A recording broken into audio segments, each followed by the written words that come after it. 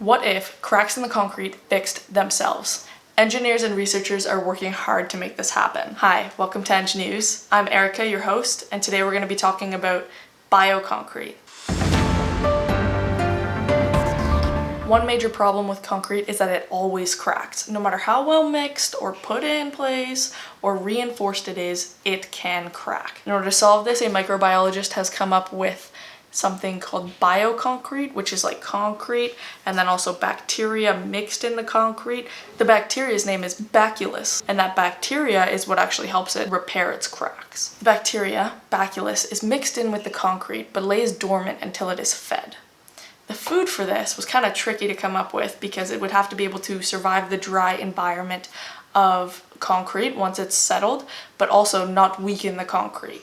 To solve this, calcium laxatate was added to biodegradable capsules that release the food when water seeps into cracks in the concrete. So if the concrete cracks and then water gets in from rain or the road, then the calcium lactate biodegradable capsules will open and feed the bacteria. The bacteria will then eat the food and combine calcium with carbonate ions to make calcite, which is also known as limestone. While the initial cost of healing concrete is more than regular concrete, it would lower repair costs and save money over time. If you enjoyed today's video where we talked about how engineers and microbiologists are working together to make concrete more sustainable and cost effective, then please consider checking out some of our other videos in the Eng News series so you can see what other types of cool innovation and research engineers and scientists are currently working on.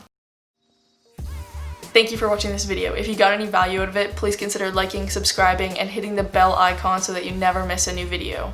We'll be posting new videos every week to help empower students to take a creative approach at real-world engineering problems and also develop their skills in design thinking.